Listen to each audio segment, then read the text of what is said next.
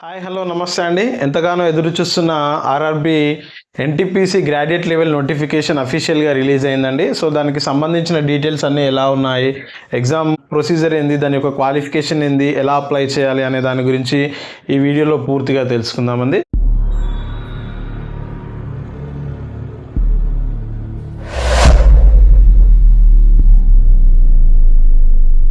ఎన్టీపీసీకి సంబంధించి central employee news number 06/2025 notification ద్వారా ఎన్టీపీసీని పోస్టులను మనం గ్రాడ్యుయేట్ లెవెల్లో భర్తీ చేయబోతున్నారు.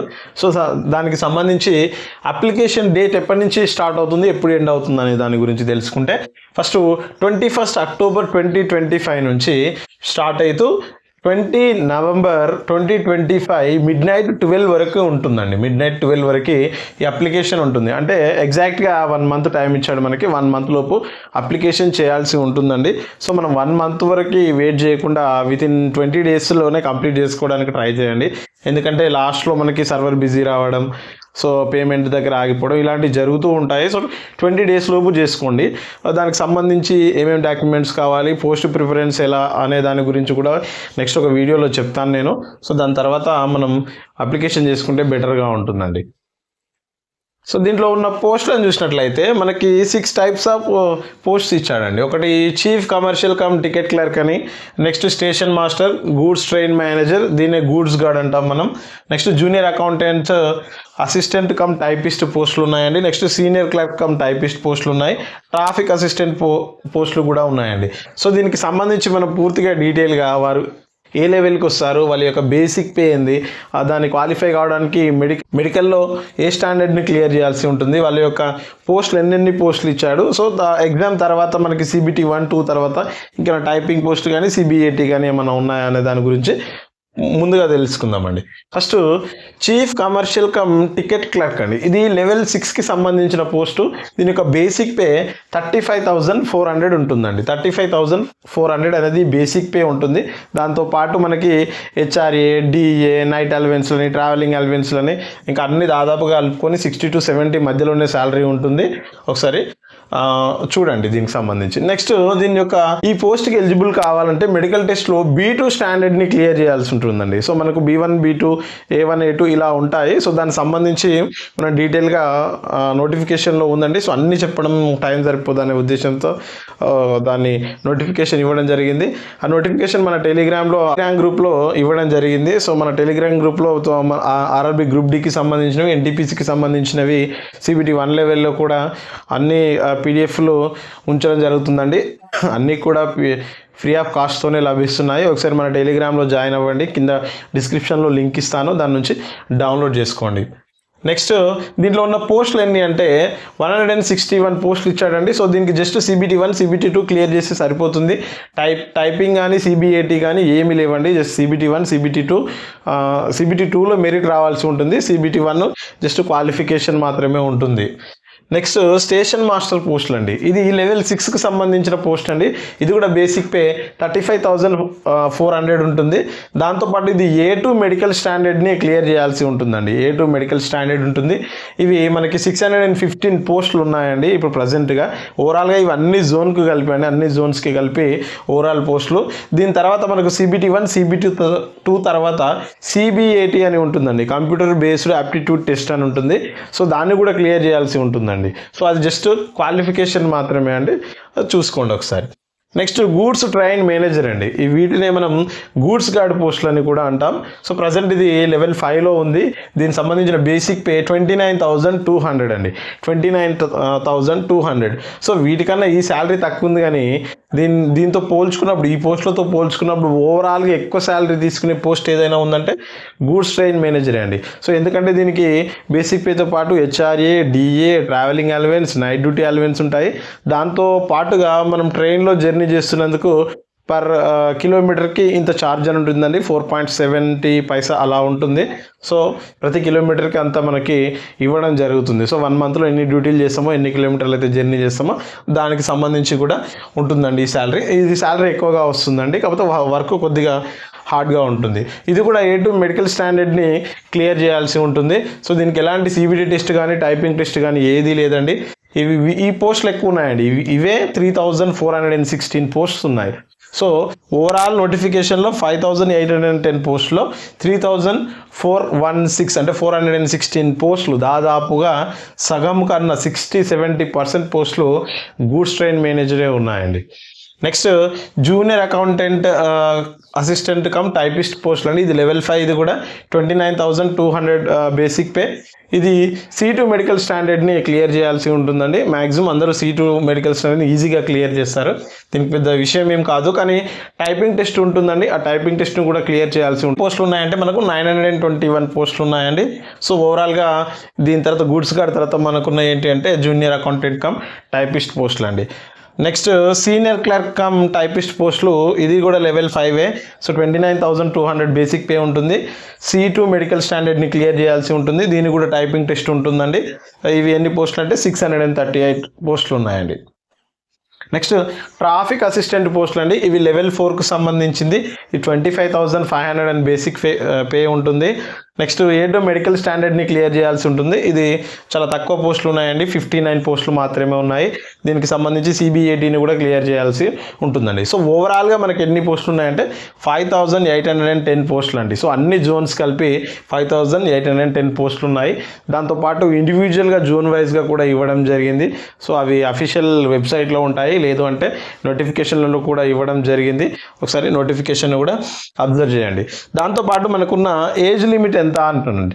ఏజ్ లిమిట్ ఎక్కడి నుంచి ఎక్కడి వరకు ఉండొచ్చు అంటే 18 to 33 years వరకు అన్రిజర్వ్డ్ వాళ్ళకి ఏజ్ లిమిట్ ఇవ్వడం జరిగిందండి. 18 to 33 years వరకు ఏజ్ లిమిట్ ఇవ్వడం జరిగింది. అంటే 2/1/1993 తర్వాత జన్మించిన వాళ్ళు, బర్త్ అయిన వాళ్ళు ఎక్కడి నుంచి 2008 1/1/2008 ఈ మధ్య కాలంలో జన్మించిన వాళ్ళే అండి. సో మీరు 2వ తారీఖు ఇక్కడ 2వ తారీఖు జనవరిలో 2018లో మీరు జన్మించినప్పటికి కూడా మీరు నాట్ ఎలిజిబుల్గానే పరిగణిస్తారు. లేదు అంటే మీరు 1/1/1993 అప్పుడు జన్మించారనుకోండి, అప్పుడు కూడా నాట్ ఎలిజిబుల్గానే పరిగణిస్తారండి మిమ్మల్ని.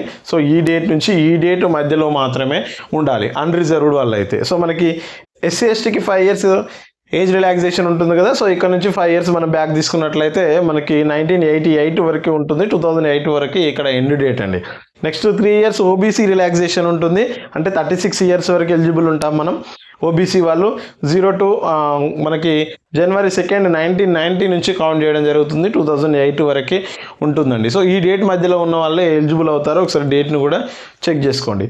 సో దీనికి సంబంధించి ఎగ్జామ్ ఫీజు ఎలా ఉంటుంది అంటే 500 ఫర్ అన్రిజర్వ్డ్ అండ్ OBC వాళ్ళకు 500 రూపీస్ ఉంటుందండి. సో ఇది 400 OBC వాళ్ళకు. మళ్ళీ CBT 1 ఎవరైతే అటెంప్ట్ చేస్తారో, జస్ట్ అటెంప్ట్ చేస్తే సరిపోతుంది, ఎగ్జామ్ క్వాలిఫై అవ్వాల్సిన అవసరం కూడా లేదు.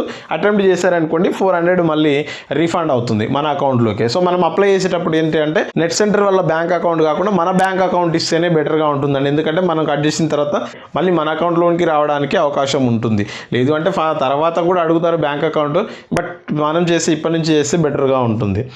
నెక్స్ట్ SC ST వాళ్ళకు 250 రూపీస్ ఎగ్జామ్ ఫీజు ఉంటుంది, అది కూడా టోటల్గా రీఫండబుల్ అండి. 250 రూపీస్ కూడా CBT 1 ఎగ్జామ్లో అటెంప్ట్ చేయాల్సి ఉంటుంది. దాని తర్వాత మనకి 250 రూపీస్ రిటర్న్ అవుతాయి. సో మనకు ఒక ఎగ్జామ్ ప్రాసెస్ ఎలా ఉంటుంది అంటే, సో దీనికి మనకు CBT 1 టెస్ట్ను కండక్ట్ చేస్తారు. CBT 1 టెస్ట్ కండక్ట్ చేసిన తర్వాత దాని రిజల్ట్ ఇచ్చిన తర్వాత 1:15 రేషియోలో CBT 2కి సెలెక్ట్ చేయడం జరుగుతుందండి. అందరినీ 1:15 రేషియోలో CBT 2కి సెలెక్ట్ చేయడం జరుగుతుంది. మళ్ళీ CBT 2 ఎగ్జామ్ పెట్టి తర్వాత దాంట్లో మెరిట్ తీయడం జరుగుతుంది. ఇక్కడ ఉన్న పోస్టులను బేస్ చేసుకొని 1:3 కానీ 1:2 కానీ బేస్ చేసుకొని తీయడం జరుగుతుంది. దాని తర్వాత ఏ పోస్టుకి అయితే టైపింగ్ టెస్టులు ఉన్నాయో, ఏ పోస్టులకు అయితే CBAT టెస్టులు ఉన్నాయో దాన్ని కండక్ట్ చేస్తారు. అది అయిపోయిన తర్వాత 1:1 మెరిట్ ఇచ్చిన తర్వాత మనకు డాక్యుమెంట్ వెరిఫికేషన్కి పిలుస్తారండి. డాక్యుమెంట్ వెరిఫికేషన్ అయిపోయిన తర్వాత మెడికల్ టెస్ట్ ఉంటుంది. ఆ మెడికల్ టెస్ట్ కూడా ఇవన్నీ కూడా క్వాలిఫై కావాల్సి ఉంటుందండి. సో ఏ పోస్ట్కి అయితే ఏ స్టాండర్డ్స్ ఉన్నాయో అవి క్వాలిఫై అయినప్పుడు మాత్రమే మనకు పోస్టింగ్ ఇవ్వడం జరుగుతుంది. లేదు అంటే ఇందులో ఏ టెస్ట్లో మనం ఫెయిల్ అయిపోయినా కానీ పోస్టింగ్ ఇవ్వబడదండి. సో మీరు అన్ని ఎగ్జామ్స్ క్వాలిఫై అన్నీ అయిపోయిన తర్వాత కూడా మెడికల్లో ఫెయిల్ అయ్యారనుకోండి, ఆ పోస్ట్ మీకు ఎలిజిబుల్ కాదండి, ఇవ్వరు. సో మనకి ఎగ్జామ్ ప్యాటర్న్ ఎలా ఉంటుంది, ఎగ్జామ్లో మార్క్స్ ఎన్ని అని చూసుకున్నట్లయితే CBT 1లో మనకి జనరల్ అవేర్నెస్, మ్యాథ్స్, రీజనింగ్ అండి. జనరల్ అవేర్నెస్, మ్యాథ్స్, రీజనింగ్ ఉంటుంది. సో జనరల్ సైన్స్ మనకి 40 మార్క్స్ ఉంటాయి, 40 క్వశ్చన్స్ 40 మార్క్స్. మ్యాథ్స్లో 30 క్వశ్చన్స్ 30 మార్క్స్ ఉంటాయండి. దాంతోపాటు రీజనింగ్ 30 క్వశ్చన్స్ 30 మార్క్స్ ఉంటాయి. ఓవరాల్గా 100 క్వశ్చన్స్ 100 మార్క్స్ ఉంటుంది. టైం 90 మినిట్స్ మాత్రమే ఉంటుందండి. సో టైం 90 మినిట్స్ ఉంటుంది. సో ఇందులో 1/3 నెగిటివ్ మార్క్స్ కూడా ఉన్నాయండి. 1/3 నెగిటివ్ మార్క్స్ కూడా ఉన్నాయి. నెక్స్ట్ CBT 2 ఎలా ఉంటుంది? CBT 1 క్వాలిఫై అయిన తర్వాత 1:15 రేషియోలో పిలిచిన తర్వాత CBT 2 ఎలా ఉంటుంది అంటే 50 మార్క్స్ జనరల్ అవేర్నెస్ ఉంటుంది. మ్యాథ్స్లో 35 మార్క్స్ ఇస్తాడు. రీజనింగ్లో 35 మార్క్స్. ఓవరాల్గా 120 మార్క్స్ ఉంటాయి. 120 క్వశ్చన్స్ 120 మార్క్స్. ఎంత టైం ఉంటుందంటే అవే 90 మినిట్స్ ఉంటుందండి. సో ఇక్కడ క్వశ్చన్స్ రేంజ్ పెరిగింది, హార్డ్నెస్ కూడా పెంచుతాడు, కానీ టైం మాత్రం సేమ్ టైం ఉంటుంది. సో ఇక్కడ CBT 2 చాలా క్రూషియల్ రోల్ ప్లే చేస్తుందండి. సో దీంట్లో కూడా 1/3 నెగిటివ్ ఉంటుంది. అది కూడా ఒకసారి చూసుకోండి. దీని తర్వాతనే మనకు మెరిట్ తీయడం జరుగుతుంది. మరి క్వాలిఫికేషన్ ఏంది? అన్ని పోస్టులకు క్వాలిఫికేషన్ ఏంటంటే ఎనీ డిగ్రీ అండి. మీరు ఏ డిగ్రీ అయినా క్వాలిఫై అయి ఉండొచ్చు. BSc కానీ బీకామ్ కానీ బీటెక్ కానీ ఏ చేసినా కూడా క్వాలిఫికేషన్ అనేది డిగ్రీ మాత్రమే ఉంది. సో జోన్ వైజ్ పోస్టులకు సంబంధించి మన టెలిగ్రామ్లో లింక్ ఉంది. సో దాన్ని టెలిగ్రామ్లో జాయిన్ అయిన తర్వాత PDF ఇవ్వడం జరిగిందండి. సో దాన్ని తీసుకొని ఉండండి. నెక్స్ట్ రిక్వైర్డ్ డాక్యుమెంట్స్ ఏంటండి? అప్లికేషన్ చేసేటప్పుడు ఏమేం కావాలి అంటే మస్ట్గా రీసెంట్ ఫోటో తీసుకోండి. 1 మంత్ 2 మంత్ బ్యాక్ ఉన్న ఫోటోనే తీసుకోండి. ఎందుకంటే ఈ రిక్రూట్మెంట్ అంతా అయిపోయేసరికి దాదాపుగా ఒక 1 ఇయర్ అయినా పట్టవచ్చు. ఆ 1 ఇయర్ లోపు మనం ఫోటో చేంజ్ అవుతే ఇబ్బంది అవుతుంది కదా. సో రీసెంట్గా ఉన్న ఫోటోనే తీసుకోవడానికి ట్రై చేయండి. సిగ్నేచర్ కూడా అండి, సిగ్నేచర్ కూడా కావాలి. ఈ సిగ్నేచర్ ఎలా ఉండాలంటే వైట్ పేపర్ పైన బ్లాక్ ఇంక్తో మాత్రమే ఉండాలి. క్యాపిటల్ లెటర్స్ రాయకూడదు, గజిబిజిగా రాయకూడదు. సిగ్నేచర్ లాగే ఉండాలి, నీట్గా ఉండాలండి. ఒకసారి చెక్ చేసుకోండి. నెక్స్ట్ ఫోన్ నెంబర్ కంపల్సరీ అండి. వర్కింగ్ ఉన్న నెంబర్నే ఇవ్వడానికి ట్రై చేయండి. ఎందుకంటే దానికే OTPలు వస్తుంటాయి, దానికే అన్ని మెసేజ్లు వస్తుంటాయి. కాబట్టి వర్కింగ్ ఫోన్ నెంబర్ మాత్రమే ఇవ్వండి. దాంతోపాటు మెయిల్ ID ఇంపార్టెంట్ అండి. మెయిల్ ID కూడా వర్కింగ్ ఉన్న మెయిల్ ID మాత్రమే ఉండి. మీరు రెగ్యులర్గా యూజ్ చేసే మెయిల్ IDనే ఇవ్వండి. ఎందుకంటే దాని ద్వారానే మనకు ఎప్పుడు హాల్ టికెట్స్ ఎప్పుడు రిలీజ్ అవుతాయి, హాల్ టికెట్ ఎప్పుడు వస్తుంది, మన ఏది అనేది అన్నీ కూడా మెయిల్కి సెండ్ చేయడం జరుగుతుంది. రైల్వే బోర్డు ఎప్పుడు అలర్ట్గా ఉండాలి. కాబట్టి వర్కింగ్లో ఉన్న మెయిల్ IDనే ఇవ్వండి. Next caste certificate. SC ST వాళ్ళకు క్యాస్ట్ సర్టిఫికేట్ అప్లోడ్ చేస్తే మనకి ట్రైన్ జర్నీ అప్పుడు ఎగ్జామ్ అప్పుడు ట్రైన్ జర్నీలో ఫ్రీ పాస్ ఇవ్వడం జరుగుతుంది. సో మనం దాన్ని చూపించినట్లయితే మనకి ఫ్రీ జర్నీ ఇస్తారండి. సో మరి ఇందులో అప్లికేషన్ అంతా చేసిన తర్వాత ఏదైనా మిస్టేక్ జరిగితే ఎలా అన్నప్పుడు సో దాన్ని కూడా మనకి మాడిఫై చేసుకోవడానికి ఎడిట్ ఆప్షన్ డేట్ కూడా నోటిఫికేషన్లోనే మెన్షన్ చేయడం జరిగింది. 23 నవంబర్ నుంచి. సో ఇక్కడ మనకి 20కి అయిపోతుంది అప్లికేషన్. సో 2 డేస్ తర్వాత 3rd డే రోజు మనకి 23 నవంబర్ నుంచి 2nd 12th వరకు. సో ఒక 2 వీక్స్ టైం ఇవ్వడం జరిగింది. 2 వీక్స్ కూడా కాదు, ఒక 10 డేస్ టైం ఇవ్వడం జరిగింది. ఎడిట్ ఆప్షన్ చేసుకోవడానికి అవకాశం ఉంటుందండి. సో మనం అప్లికేషన్ చేసేటప్పుడు చాలా జాగ్రత్తగా ఉండాలి. స్పెల్లింగ్ మిస్టేక్స్ కానీ క్యాపిటల్ లెటర్స్ కానీ ఏదైనా చాలా జాగ్రత్తగా ఉండాలి. సో ఇది ఏదో మైనర్ మిస్టేక్ అనుకుంటాం, కానీ అక్కడ పోయిన తర్వాత డాక్యుమెంట్ వెరిఫికేషన్ అప్పుడు చాలా ఇబ్బంది అవుతుంది. దీంతో పాటు పోస్ట్ ప్రిఫరెన్స్ అనేది వెరీ వెరీ ఇంపార్టెంట్ అండి. సో మనం ఇక్కడ పోస్ట్ ప్రిఫరెన్స్ని చూసి సో శాలరీ ఎక్కువ ఉందని నేను దాన్ని అప్లై చేస్తా, దీన్నే ముందు పెట్టుకుంటా అనేది అలా కాదండి. సో మన యొక్క కన్వీనియంట్ ప్రకారం మన జాబ్ రోల్ ఎలా ఉండాలి, మనం అనుకున్న దాని ప్రకారం చూడాలండి. శాలరీని బేస్ చేసుకొని, డ్యూటీ అవర్స్ని బేస్ చేసుకొని, వర్క్ ప్రెషర్ని బేస్ చేసుకొని మనం వీటి యొక్క పోస్ట్ ప్రిఫరెన్స్ను ఇవ్వాల్సి ఉంటుందండి. సో దానికి సంబంధించిన వీడియోను కూడా నేను చేస్తానండి ఈ 2 డేస్లోనే.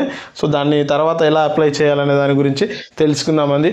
సో మనకి ప్యూర్ మ్యాథ్స్ సంబంధించి అన్ని వీడియోలను కూడా మన యూట్యూబ్ ఛానల్లో ఫ్రీగా ఇవ్వడం జరుగుతుందండి. ఎక్కడెక్కడో మీరు కోచింగ్ సెంటర్లో మనీ పెట్టి తీసుకోవడం కన్నా మన దగ్గర చూడండి, యూట్యూబ్లో ఫ్రీగా ఇస్తున్నాను. చాలామంది మెసేజ్ చేస్తున్నారు, అన్న కోచింగ్ సెంటర్లకి 10,000 15,000 పెట్టి మేము కోచింగ్లో జాయిన్ అయ్యాము, కానీ కొంచెం కూడా నేర్చుకోలేకపోతున్నాం. మీ వీడియోల ద్వారా దానికన్నా బెటర్ రిజల్ట్ మాకు వస్తుంది, చాలా థ్యాంక్స్ అన్న అని చాలా మెసేజ్ చేస్తున్నారండి. మీరు కూడా చూడొచ్చు నా వీడియోల కింద కామెంట్లు ఎలా వస్తున్నాయో.